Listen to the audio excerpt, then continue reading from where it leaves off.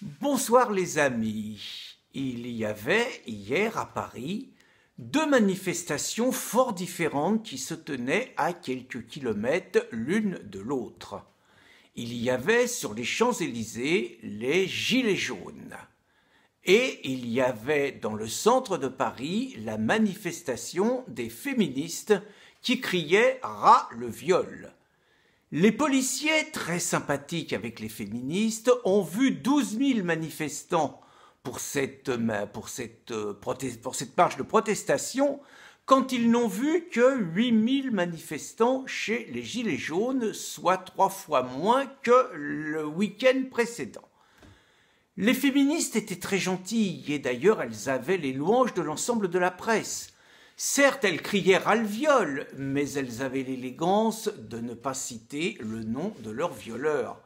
Elles criaient ras le viol, mais elles n'évoquaient pas cette scandaleuse décision d'un tribunal dans le nord de la France qui avait décidé de relaxer un migrant qui avait violé une étudiante, mais, paraît-il, le malheureux n'avait pas les codes.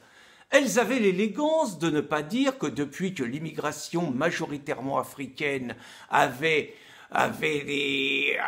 déversé sur la France, le nombre de viols, curieusement, avait suivi en conséquence, se multipliant par 7 depuis 20 ans.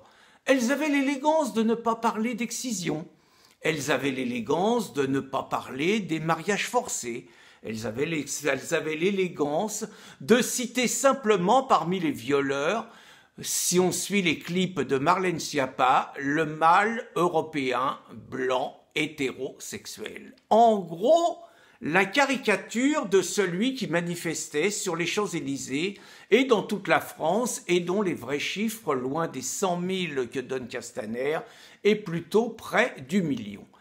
Elles avaient l'élégance de ne pas parler que dans ces manifestations, il y avait pratiquement autant de femmes que d'hommes, et que curieusement, ces femmes qui avaient un gilet jaune ne paraissaient pas effrayées par les hommes qui avaient un gilet jaune. Il est vrai que ce n'était pas la même population sociale.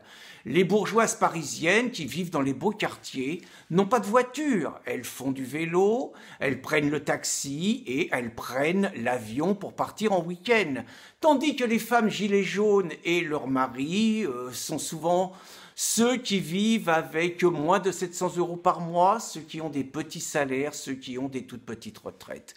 Et chose abominable, bien évidemment, les bourgeoises parisiennes ras le viol votent pour la plupart à gauche, votent pour la plupart Anne Hidalgo et exècrent Marine Le Pen. Quand, hélas pour eux, les gilets jaunes, que ce soit des hommes ou des femmes, ont plutôt tendance à avoir une certaine sympathie pour le discours de Marine, qui par ailleurs est une femme, et on va dire pour un discours populiste, on va dire hélas pour eux, et c'est pour ça qu'ils sont détestés par les médias et par les petits bourgeois de gauche, que les gilets jaunes sont les mêmes que les Anglais qui ont voté le Brexit, qu'ils sont les mêmes que les Américains qui ont voté Donald Trump et qui viennent de le confirmer, qu'ils sont les mêmes que ces Polonais, ces Hongrois, ces Tchécoslovaques, ces Slovaques qui ont bâti des murs pour ne pas se faire envahir par une immigration majoritairement musulmane.